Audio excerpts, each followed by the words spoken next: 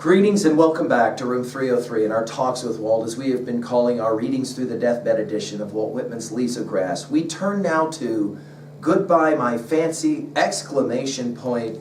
That is to say, this is now the last poem in the deathbed edition of Walt Whitman's Leaves of Grass. Do you remember the opening lines? So in other words, we'll return to the very beginning. Come, said my soul, such verses for my body let us write, for we are one. That should I after death invisibly return, or long, long hence in other spheres, there to some group of mates, the chance resuming, tallying earth, soil, trees, winds, tumultuous waves, ever with pleased smile I may keep on, ever and ever yet, the verses owning as first I here and now, singing for soul and body, set to them my name, Walt Whitman. Now, as we turn to the very last poem of Leaves of Grass, our assumption, and I should say to you, for those of you that have been reading every line of every poem of Leaves of Grass, the deathbed edition, let me now congratulate you. You have done it. And I'm fascinated in the experience of doing this, what we are learning. We'll have more to say about that in a bit, but our assumptions are that you've been following our stuff at learnstrong.net, down the left-hand side, Talks with Walt, our playlist, and then you've been with us from those opening lines when we, very first word come, that invitation word, notice, and now we go from the word come as our first word to the last words here, goodbye. So it's an entire journey, if you will, and that motif we've seen again and again, haven't we?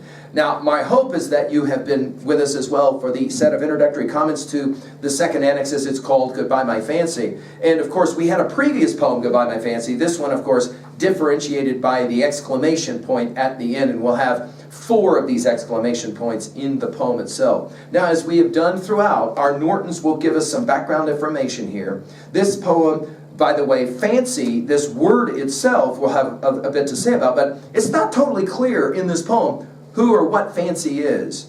First published in Goodbye My Fancy, in this farewell, the poet rounds out the sense of self-communion, of colloquy with his alter ego, which may be thought of as his daimon. I mean, think about our Socrates there. His poetic genius, a continuing dialogue with the self that began with maybe Song of Myself, for example, notably, of course, the 5th canto.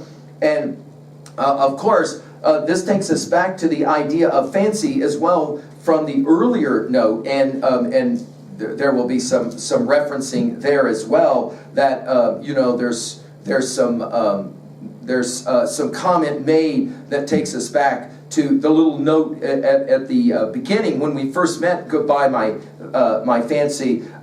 Words, Whitman's word to say on fancy on this theme is really uttered in the poem of the same title I'm reading now, again, Norton's, which closes the group. That's the poem we're looking at. Fancy is here used in the sense of creative imagination, now obsolescent, but often so employed in the times of Coleridge, of course, Rime of the Ancient Mariner. We've talked about it at learnstrong.net. And Poe, of course, we've messed around with that, with Poe's stuff as well at LearnStrong. Let's just enjoy the poem now, and then as well make some final observations about it. By the way, goodbye, as spelled here, is only used in this final cluster, which I find fascinating. Fancy will take us back to Song for Occupation 3, Fancy Names, you'll remember. Goodbye, my fancy. Notice the exclamation point 4 times. Goodbye, my fancy. Notice capitalized as well. Farewell, dear mate, dear love. Remember, the word mate is used in the opening lines that I just read for you. Of course, this is the last use of the word love in Leaves of Grass. We've been talking all the way through our study of how that word gets used. And then he says it, I'm going away. Think about Song of the Open Road. Think about Passage to India. I know not where. Think about the construction of who knows, and think about how that one works so well with the epistemological fallibilism, I think I'm right, but I could be wrong, that we've talked about in our Big Five. Or, to what fortune? Now that's funny, given that, of course, he dies in poverty. Or whether I may ever see you again. So, Goodbye My Fancy. Now, many have argued that what he's talking about is this collection of poems, and it's certainly easy to read it that way. It is interesting the way in which Whitman saves his best for last, Think about the way in so many of the long poems or the clusters that we've been studying, his poems so long, for example, or After the Supper and Talk, or passage 52 of Song of Myself. And now we're ready for stanza 2. And the way that, notice, he constructs these stanzas is fascinating as well. He says, now, immediacy, for my last, and then the dash. Let me look back a moment. Now, there is, of course, an essay to finish the deathbed edition of Lisa Grass, a backward glance over traveled roads. We'll obviously want to take a look at that one, but we're playing a very similar game here. Let me look back a moment. Remember, go back to Crossing Brooklyn Ferry 4, and as well with Antecedents 1, where that looking back is a motif. Let me look back a moment. The slower, fainter ticking of the clock is in me. You'll remember this idea of the clock from Song of Myself 15. And then he'll say it, and it's interesting the way it almost is like a process. Exit, which takes us back to Song of the Broad Axe 10, many exits. Exit, nightfall, and soon the heart thub stopping. By the way, ticking is used one time in Leaves of Grass, and it's in this final poem. Heart thud is used one time in Leaves of Grass, and it's right here. I find that amazing. In other words, he's almost as, we've seen this so many times in this cluster. I just one more moment, right? And then long. And again, go back to the opening lines of Leaves of Grass, where there's such unity, synchronicity in our study of Leaves of Grass. When you take this approach, notice his use of the word long. Long have we lived, joyed, caressed together. You'll remember caressed from As If a Phantom Caressed Me. That's the only other use of that word. Did you see the Trinities, by the way? And delightful, another exclamation point, dash, now separation, dash, goodbye my fancy. The idea of moving now away, and then he uses the word yet. In other words, there's this, just like at the conclusion of the first annex with Supper and Talk, there's this sense that not yet, not yet, not yet. Yet, let me not be too hasty. This use of the word hasty will take us back to autumn rivulets and the poem Thought. Let me not be too hasty.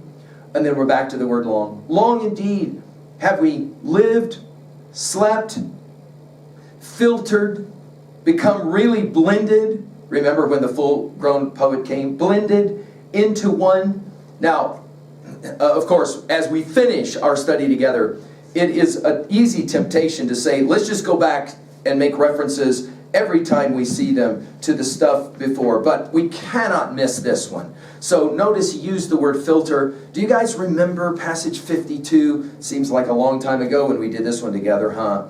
He says, in 52, A Song of Myself, he says, I bequeath myself to the dirt to grow from the grass I love. If you want me again, look for me under your boot soles. You will hardly know who I am or what I mean, but I shall be good health to you nevertheless, and filter and fiber your blood.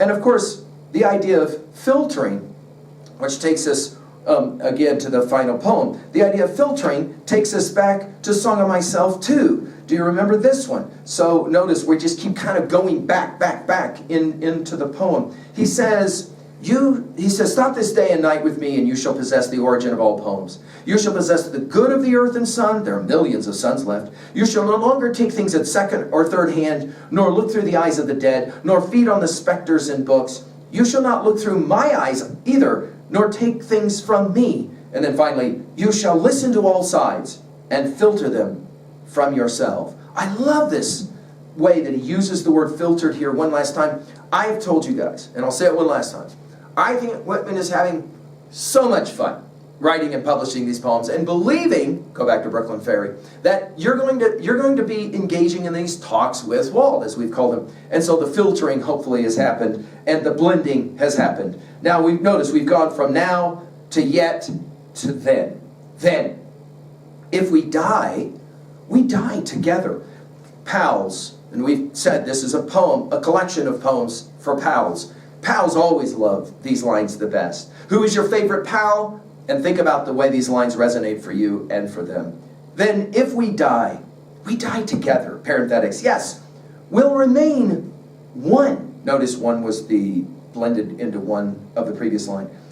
If we go anywhere, think about how so much of Leaves of Grass has been about going somewhere. We'll go together to meet what happens. In other words, it's back to Plato's Phaedo and Socrates about to drink the hemlock shade. And before he does so, he is enjoining the idea of, I'm not sure what happens next.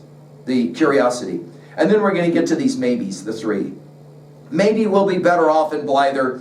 Obviously, that takes us back to Song of Myself, passage 6. And learn something, always the key. Whitman is pedagogue, Whitman is teacher, takes us back to Song of Myself 46. What have you learned from your study of Leaves of Grass? It's a fair 3B question. Maybe it is yourself now really ushering me to the true songs. By the way, ushering gets used one time in Leaves of Grass, and it's right here, 2 lines away from the end of the poem. Ushering me to the true songs, and then he uses that phrase, who knows? And that one again takes us back 10 times in Leaves of Grass. Who knows? That is to say, the fallibilist position epistemologically. I'm not sure. I think I'm right, I could be wrong. Who knows? Maybe it is you, the mortal knob. Think about Song of Myself 40 and his use of that word. Really undoing, turning. Undoing is used one time in Leaves of Grass, and it's right here. Turning. So now, finally, we're back to it. Now, finally, one more time. Goodbye and hail, as in hello. Notice a Christmas greeting to take us back to the word hail. And then finally, my fancy. So notice he ends where he begins. And we're all asking the same question. What is this fancy? Is it the soul? Is it the spirit? Is it Leaves of Grass? Is it a lover? Is it you? Is it me? And I think Whitman would say to all of those in our talks with Walt, if he were here, he would say, well, of course, it's all of those and many, many more. What does he say? I contain multitudes. And at 2A, how do we hold on now to this and to the final words? Well, let's think about it this way. We began our study by saying that they taught it to us when we were very young at the park, when we were swinging. You have to go to the van, it's time to leave the park. No, I don't want to go to the van. No, honey, you can't swing at the park forever. You got to go to the van. The van has always been waiting. We've always known that, which is why, we ain't met no 200-year-old people. That's the whole point. So it's precious. The time we get to swing at the park is precious. The time that we've given to our study of Leaves of Grass is precious because we all got to go to the van. And that means we've got to breathe our last breath. And at the moment of our last breath, what did we learn from our study of Socrates? Well, the same thing we've learned here. That is to say, everybody speaks the same words. The words are, oh my God, or fancy. But the question is the inflection of the voice. And there's only a handful of folks that when they come to that final moment, they're ready to say, yeah, it's time to go. Let's go. I'm excited. Let's get on with the next project, with the next journey. At 2B, I love the fact that he doesn't actually tell us who the fancy is. I love that. I love that. At 3A, and there's so many different poems, now we are to the end, there's so many different poems I could take you to, but I've been saying this for a while, and I think that Whitman was very influenced by this study, his study of Keats. And how about Ode to a Nightingale, his 1819 poem? Remember passage 8? We've given full lecture on this at learnstrong.net, but he says it this way, just hear this one, forlorn, now this is Keats, forlorn, he had already been coughing up blood. He knew that he was soon to die, of course, it would happen in Rome there at the Spanish Steps. Forlorn. The very word is like a bell that told me back from thee to my sole self. Adieu. The fancy cannot cheat so well as she is famed to do, deceiving elf. Adieu, adieu. Thy plaintive anthem fades past the nearer meadows, over the still stream, up the hillside, and now 'tis buried deep in the next valley glades. Was it a vision or a waking dream? Fled is that music. Do I wake or sleep? The final words of Nightingale, I believe, had to somewhere be with Whitman when he was finishing this last poem of Leaves of Grass. Well, here we are, guys, finally, 3B. How do you own a set of lines like this? Well, I think it's a fair question to ask, what is your fancy? And then what or who will you miss most when you have to leave the park and go to the van? And is it possible that if you've spent a little time at the park, maybe you've spent a little time reading Leaves of Grass? Thank you.